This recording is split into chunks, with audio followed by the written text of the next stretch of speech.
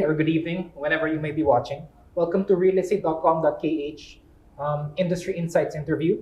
My name is Cano. I'm the English content writer for Realestate.com.kh. And joining us today is the esteemed Mr. Anthony Galliano.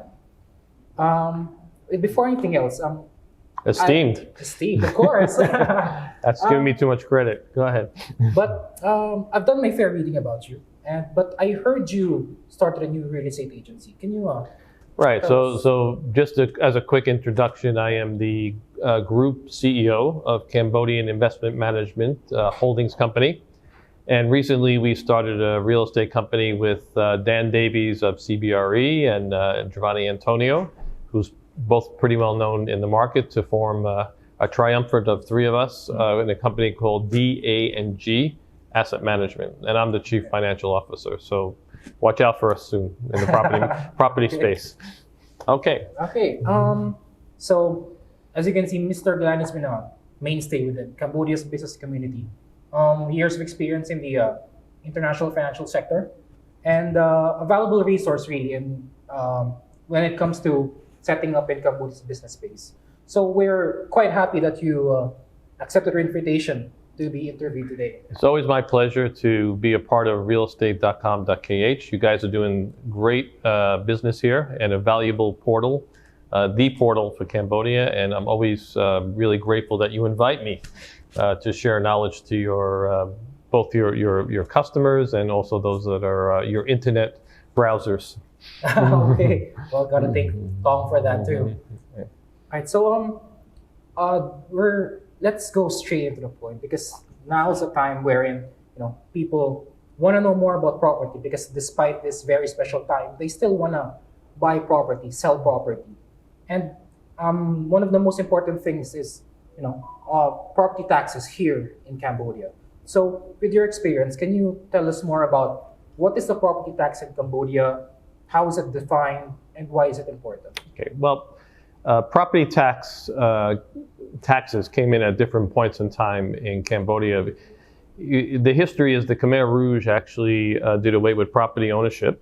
So property records were destroyed, and the country has gradually recovered in all establishing property laws and establishing property titles and so forth. But one of the key legislations in the country was the tax on immovable property, which came into effect with the law of financial management in 2010.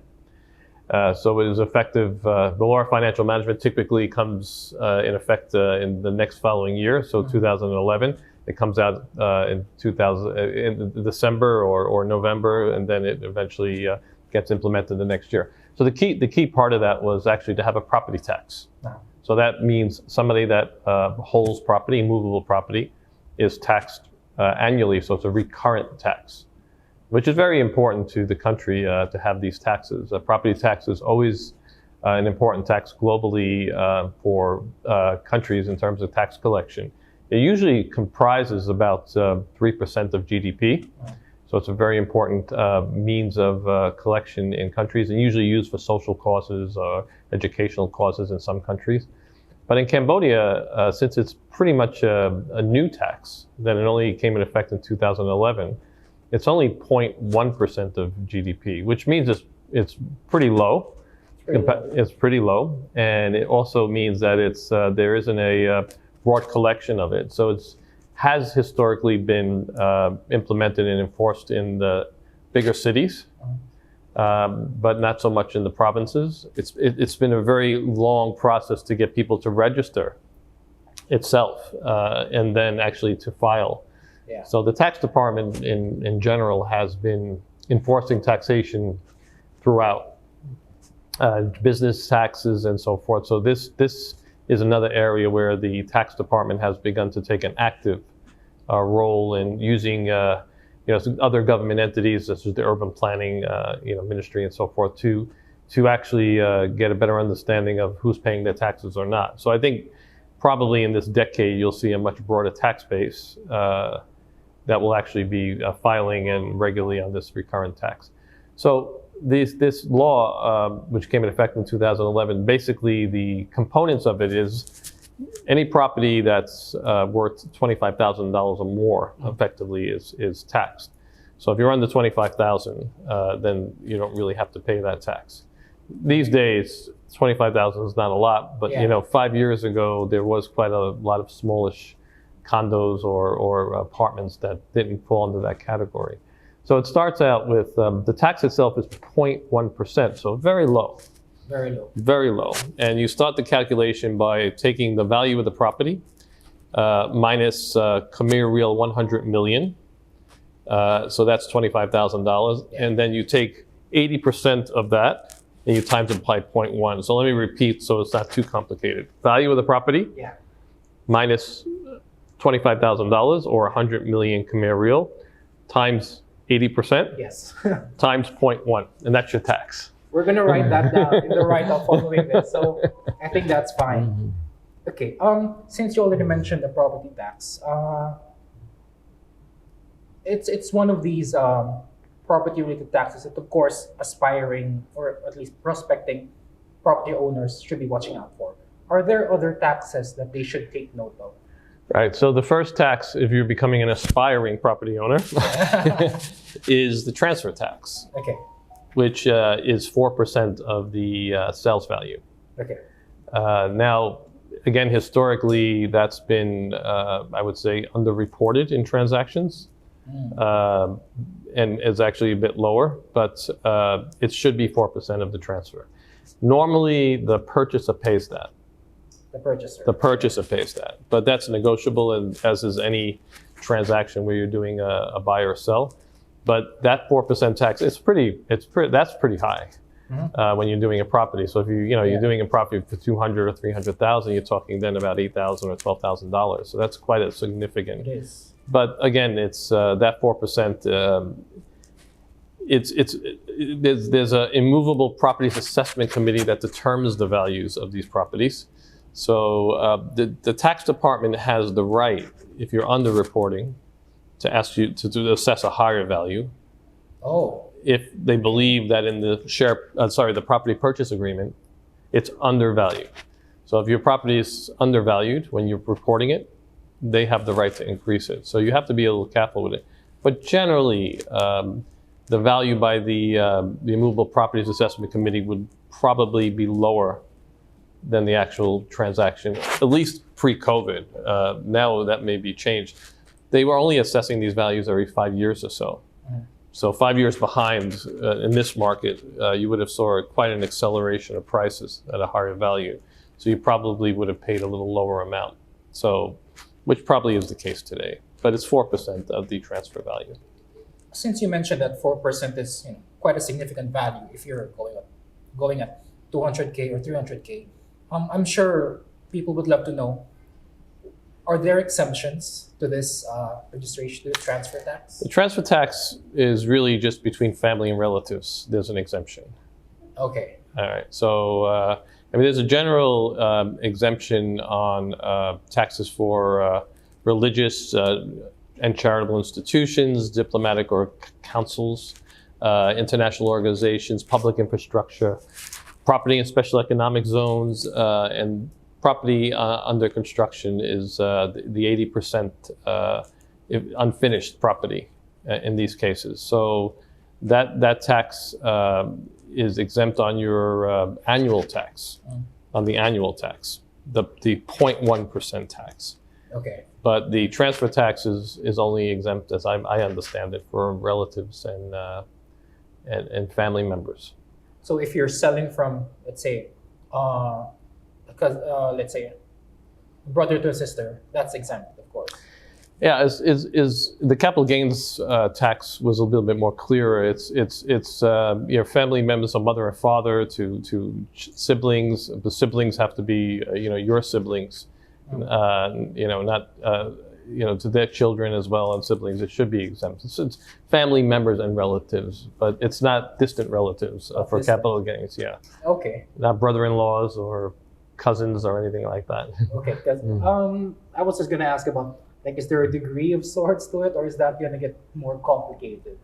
Yeah, I think the Generally, the tax department would try to discourage these types of exemptions unless they're pretty clear in the law. So was a broader sense family and relatives. I think with the capital gains, it's become more specific. That it is, you can hand it down to your children. That's not an issue. Okay. We can touch on the capital gains in a bit, but let's try to cover the property-related taxes for now. So we covered the 4% transfer tax. We covered what we call recurrent tax, which is the property tax every year you pay on your property, which is the 0.1%. And there's some other taxes to be the unused land tax. Yes. Yeah. Can you give us a bit of an overview? Yeah, that actually came into effect 1995. So it was, believe it or not, well before the other taxes.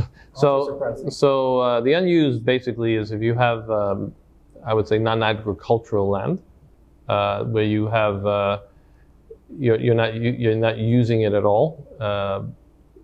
Then you would have to pay a 2% tax on the value of that land. And that would include abandoned buildings as well. Who determines the value of these? This is an immovable property assessment committee, as far as I know, it does that. So it's not some tax that I'm actually seeing widely applied, as opposed to the property tax and the transfer tax, but it's out there. Yeah.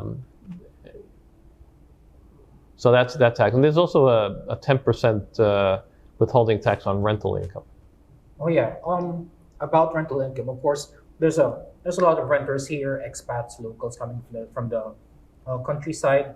Since there's a rental income tax and there's a withholding tax, who shoulders the tax when it comes to rental? Is it the tenant? Is it the landlord? How does it work? Okay, well, I think with certainly on a business level, it's much more clear, right? So if you're a registered taxpayer and you're renting to a person that's not a registered taxpayer, that can be anybody.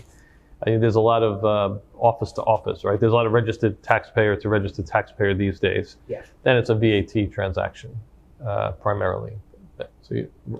Now, if you're, a lot of us experience this certainly, is if you're registering from a person, if you're renting from a person, who's maybe renting an office, then it's what's called a 10% withholding tax if you're the registered taxpayer. So I'm a registered taxpayer. I rent from a person. And this could be, a business, let's say, that has a restaurant that even rents from a person. Then there's a 10% withholding tax to be paid. How it's supposed to work is that you're supposed to gross it up. So if you have, let's say, $1,000 rent, you can gross up the expense up to $1,111.11. That's what it works out by. You take the $1,000 and divide it by 1.1, which is the 10% withholding tax applied to it, and then you withhold $111.11. So it works out to $1,000 for the person renting it to you, but you pay the tax department $111.11. Okay. So again, it's another something you would drop down in anybody listening to this, because it's a little complicated formula. But again, the taxpayer, since they're registered, has to actually pay the tax. Yes. Because the person that's not registered is not going to pay the tax. So the government effectively appoints that taxpayer as a collection agent. So they're collecting the withholding tax on behalf of the government. And they're withholding it, meaning they're supposed to take 10% of the rent and withhold it as a tax. Yes. That's why you gross it up, because the landlord would expect to get the $1,000 because that's the price you agreed. Yes. And you can't really withhold the 10% and pay $900 because that's going to be usually a problem for them. Yeah. So you gross up to the amount that would be applicable to them getting their net, which is $1,000, and you paying the tax, which is 10%, which is $111.11. So the total rent is $1,011.11. Okay. That's how it works. Now we've talked about taxes, paying taxes, but how does any of this, like, how and when are property taxes paid in Cambodia? Okay, so the transfer tax is upon the execution of the transaction. So you primarily on the transfer of the title deed. That's the 4% we're talking about on when you're buying property. Yeah. The property tax, the annual recurrent property tax, is to be paid by September of each year. Each year. Now, that always gets extended historically. Okay. I wouldn't count on it getting extended all the time, but it's, again, it's a relatively new tax. I think the government's been really, as they do with most taxes when they're new, try to have the tax base embrace the tax. To get the taxpayers to actually say, okay, I'm going to sign up, I'm going to pay this tax, which is not easy, because you see the amount of properties that have to do this. So it's been a gradual situation of compliance. So it's an encouragement by the government to pay the tax, to register your property, to file your annual tax by September 30th. And again, the enforcement has been gradual. I think it's going to get harsher, but part of that has been generally extending the deadline and encouraging people to do it. Okay. Because since everybody's apprehensive to taxes, just hearing about it makes us a bit apprehensive now. If you were asked, how can they ask help when it comes to paying taxes? Like, who should they seek help from? You can just really go to the tax branch and ask, and then they'll gladly help you to pay the tax. Yeah, there's just forms to fill out. It's not that complicated. You're really just registering your property, and then you're paying the tax annually. And I have to say, it's as a property owner, it's extraordinarily cheap compared to other countries. It's not a big tax. It helps the country. And I would encourage everybody to pay it that owns property. You're getting this break already where you're deducting the $25,000 off the top, and then you only taking 80% of that value, and then the tax being a minuscule 0.1%. It's just a very small contribution to the tax base that is not really going to impact most people that own property. In other countries, real estate tax is very expensive, and it's a big outlay annually for the property owner. But here, it's really very small. Since, just to brush on it quickly, how does Cambodia's property tax compare to its neighbors like Thailand, Indonesia, the Philippines? Yeah, so Asia has typically, especially developing countries, been very low. And that I think goes to the fact that these taxes were implemented pretty recently. And they also are trying to be fairer in that they don't want to hurt the less wealthy. Yeah. Because if you're owning a property and let's say it's $50,000 or something, you don't want to be having to pay an annual property tax for that small value of property that you have. So that's the leniency of having these, again, these exemptions of first taking $25,000 off and then the 80% of that.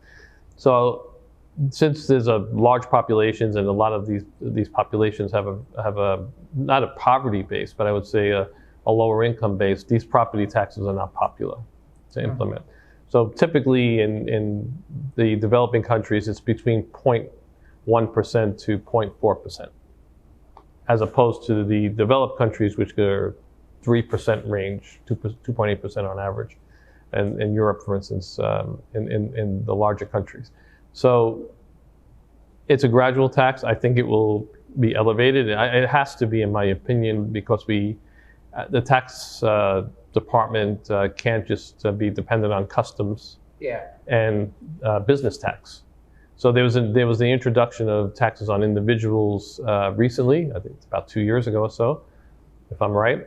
And that has not yet been implemented. But that's going to be the next wave of taxation, which is going to help with the development of the country, but at the same time, hopefully, relax the dependency on the business community, which during COVID is, quite frankly, reducing. Yeah. So those that are left are seeing more of the pain of having to contribute to the tax base with a smaller pool. So this tax on personal tax, which is only today's salary tax. That's the only thing and these property taxes if you own property. So it's very important that we develop a tax base on persons, individuals, to help contribute to the country and not depend upon just customs and business. Okay, I think that's good to know for everyone. Yeah. Really highlights the importance of property taxes and how it's gonna develop gradually in the future. It just only has one direction to go, and that would be up. So, and again, as a property owner, I wouldn't mind if it was, and this sounds, not that to be sort of flippant about it, but it is too low. It is too low. I feel even guilty when I pay it for the value of that it's such a small amount. So it should go up a little bit to help the country, and also to be, I guess, have a less dependence on the businesses that are in the country, which are really important, especially the small businesses here. And that by broadening that tax base, it probably relaxes a little bit of the pressure on pressure, the. Yeah. Hi, welcome back to our second part of Industry Insights with Mr. Anthony Galliano. So for this section, we're going to talk about the much anticipated capital gains tax. So can you give us like an overview? I heard it was delayed. Can you give us how that happened, why that happened? Let's just get us started. I think the important, very important, relevant thing that happened is that there was a definition of individuals now included in the taxation system. So without getting into tremendous detail, that's individuals are effectively taxed. Yes. So businesses were always taxed on capital gains.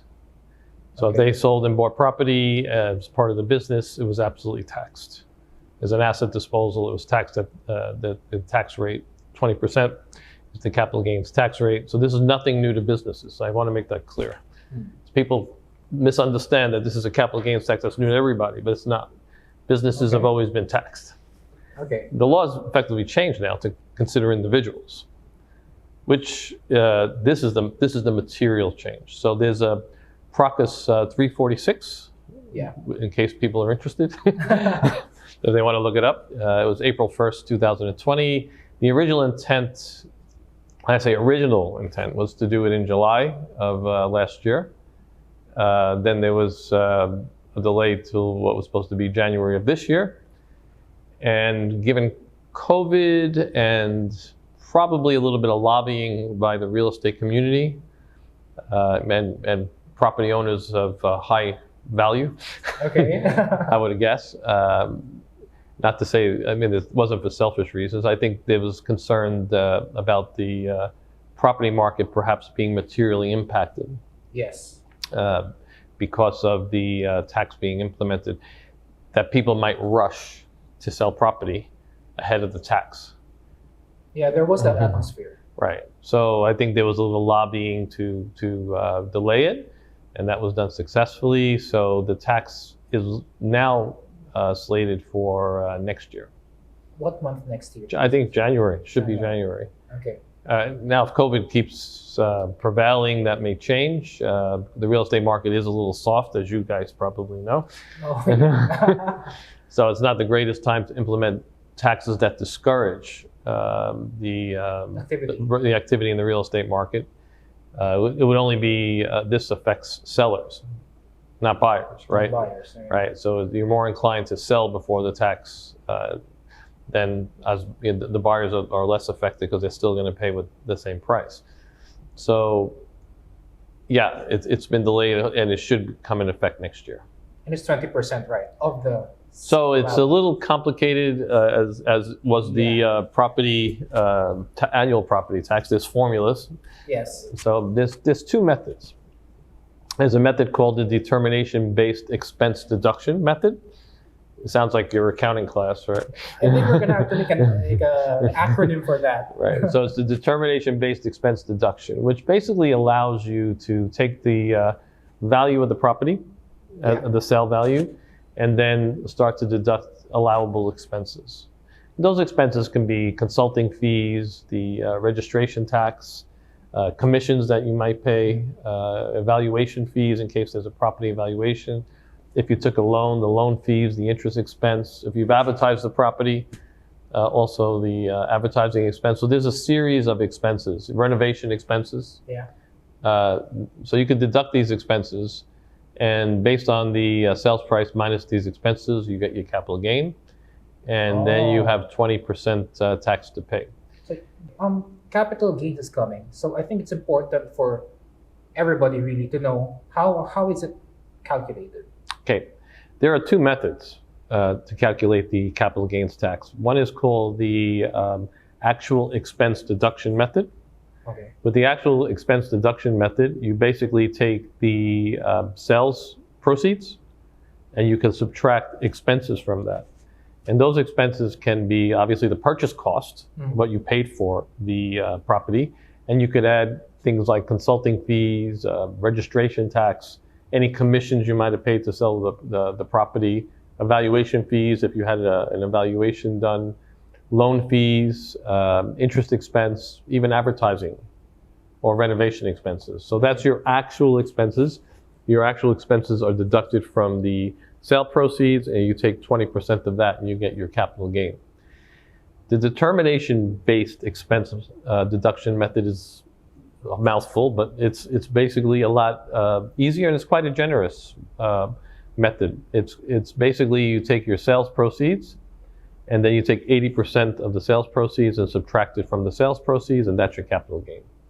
Now, you could think the people that had property for 20 years, they might have paid a very small price. They might have paid $10,000 for the property, and it's now worth $1 million.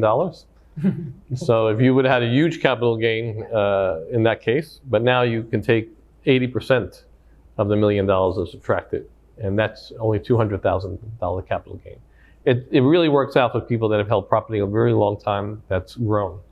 So instead of just taking a huge gain on the basis of what you actually paid for it, which would probably be very low anywhere from 5 to 10 or 20 years ago, would be extremely low. You take 80% of the sales proceeds and subtract it from I see. as your expense base, and then pay only 20% on that. Can you give us an example so we can? There's people that have really made a ton of money on property that they've held a long time, and you think of how Scenichville over the past 5 years or so has really, the prices have grown incredibly. Yes, yeah. Right. So if you bought property 10 years ago in Camp Pot or Scenichville or Cap in these areas, that property has been exponentially increased. Yes, so let's say you bought and this is not unusual, you bought a property for $50,000. Okay. And it's not unusual for it, maybe it's worth $800,000 or $900,000 if you bought it 10 years ago. So if you took the $50,000 and it's worth $800,000, you're effectively looking at a $750,000 gain. Yes. At 20%, which is $150,000 tax, which is very discouraging, right? Yes, it is. So if you take $800,000 and you take 80% of that, which is $640,000, that your capital gain then is $160,000. So you're only $32,000. So you went from $150,000 if on the other method, which is this actual expense deduction method, or the really small $32,000, I think we said, on the determination-based expense deduction method. So it's a really, again, the tax department and the government gradually phasing in a law that makes it tolerable without being so punitive immediately. They're easing it in. And I think this determination-based expense deduction method is great for those that have property a long time and the value's increased exponentially. It's just a matter of paying some tax. Okay. It's still probably a lot, but you're paying 20% of 20% effectively. 20%. Well, you get the 20% gain that you make. The difference between 100% and then 80% of the cost value that you apply is 20%, and you're paying 20% on that. You mentioned two methods to calculate it. So how does one determine which one applies? The cheapest one. Cheap? I thought it was always up to someone else, but if it's up to the seller, this applies to movable property only. So it's it's just a way of the tax department to gradually phase in something that is probably not appealing to the population in any way, but to get people on board to stop paying it. And I think it's a fantastic thing that for the country. Again, it broadens the tax base, it broadens the tax types. Yeah. There have been a history of individuals making quite a bit of money by selling property here, flipping property, without any tax, which is unusual for any country. So this is a very timely and needed tax. And I completely endorse it. And I understand why there's resistance now, given the state of the real estate market. But long term, it's very important for the country. It seems so, yeah. That we implement this tax. Again, broaden the tax base, less dependency on customs and businesses, and having a much broader tax base. Okay, that's good to know. So you mentioned earlier that sellers are going to be most affected by this. That's correct. Yeah, especially sellers that have had land for a very long time, or land or any property, immovable property for a long time. Well, that's sort of your answers three of my questions. And which are? Yeah, I was just gonna ask, like, who will be the least most affected by capital gains in Cambodia? Does it include property resellers, which you answered already, and short-term and long-term impact for businesses? Yeah, I think again, it's not an unusual tax in most countries. Who does it affect? It affects the market, not only the sellers. It affects the market because. And this is probably why there's the delay. So this is now a cost the sellers have to include when they're looking for their price, right? Yeah. They're looking. Let's say I want to clear $100,000. If they expect to pay $10,000 or $15,000 in taxes, then they might have a different pricing strategy. Yeah. So when you mention the market, so that includes buyers as well, because prices are of course gonna see some grossing up. Long term, you would expect that people would gross up a bit because they would want to get, they have to factor in the taxes if they're looking for a certain gain. But short term, especially leading up to it, you may see sellers wanting to avoid that tax and selling before it gets in. Right. So that might affect, and again, the reason probably why it was delayed is because of the state of the real estate market. And this is just something that would not be a positive thing for the real estate market at this time, because you'd want to avoid that tax. Yeah. And by putting your property on the market to avoid the tax en masse, prices will start to go down. Okay, thank you for that.